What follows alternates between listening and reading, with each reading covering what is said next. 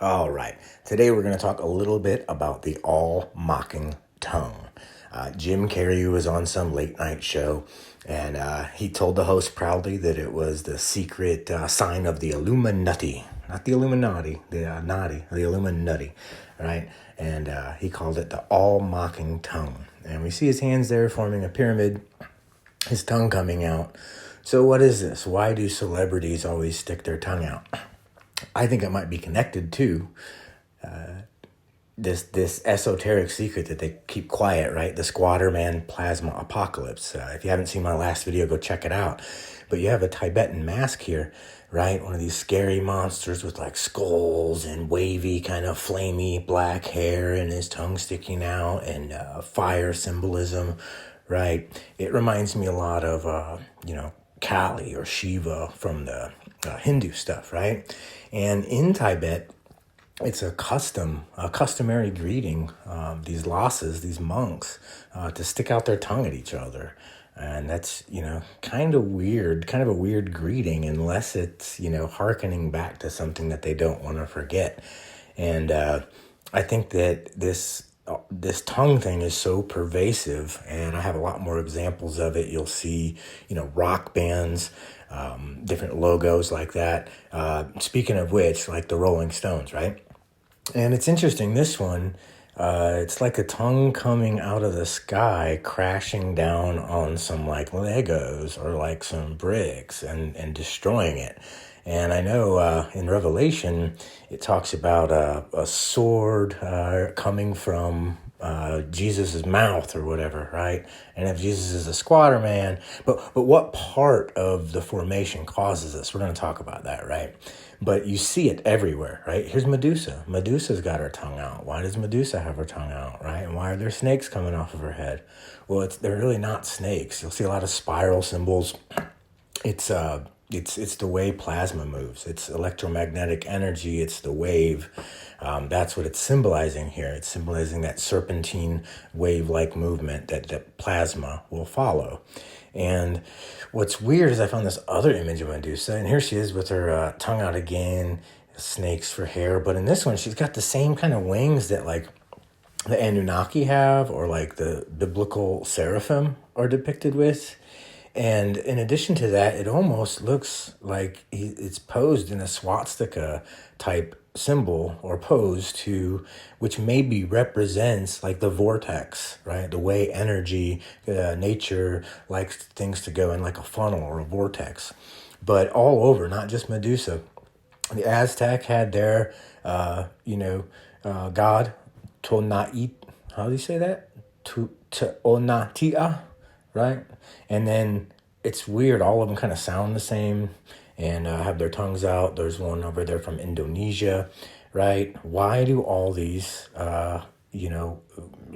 idols or gods or whatever they are, symbols, have their tongue out? And I think it has to do with this.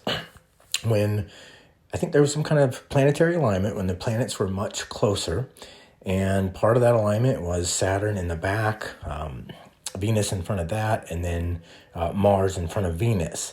And at different times, these planets would be close enough to kind of electromagnetically interact with each other, which would cause like discharges and plasma formations, not to mention just the alignments alone.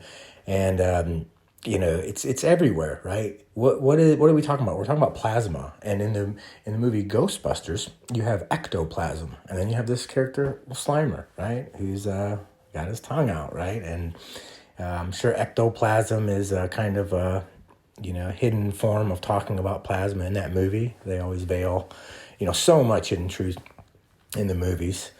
And, even in like the Maori culture, right, not only do they stick their tongue out like this, I think this is New Zealand or Australia. I'm not quite sure. I'm sorry to anybody that is Maori or knows. I think it's New Zealand. But he's got his tongue out, and he's even got these weird little, spiraling sort of lined images that kind of represent some things that I've seen be associated with plasma before. And even as part of their little ritual, right, where they get ready for battle, or even I think their rugby team still does it, they'll do this squatter pose and stick their tongue out like, like it's the most intimidating thing ever. And why? Maybe because their ancestors saw it in the sky and passed it down, right?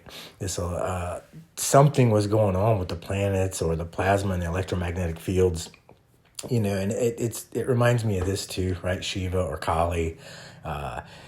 Sometimes you see the squatting man have his arms up or down or out to the side. So maybe this is meant to represent that in all positions, right? Superimposed as like a omnipotent position, right? And always there's the skulls again, and weapons and beheading, and the trident, kind of three-pronged weapon of the gods. And then back to the Maori for a minute. Even their totems, have interesting designs. With the tongue sticking out, and somehow this tongue has been associated from this plasma event or from this planetary alignment or combination of both, and this is what the all-mocking tongue is, in my opinion, because you don't find so much commonality between ancient cultures, and they always rub it in your face in pop culture, right? Here's Kiss. He's even got the horns, right? The bowl of heaven, right? Which also probably comes from that alignment and is not Taurus. It probably comes from like a crescent moon being under, like, veil, like you only see one planet in the form of a crescent moon, but there's stuff in front of it, and it looks like the horns, right, of this formation, the bowl of heaven. And they've got a song called Lick It Up. It's pretty interesting. But even in these weird, pictures, this reminds me of somebody like sticking their tongue out, with their fingers in their ears going, teasing somebody, or also the squatter man. And you've got some weird lines, being represented here. So, this one just struck me and I wanted to throw it in there.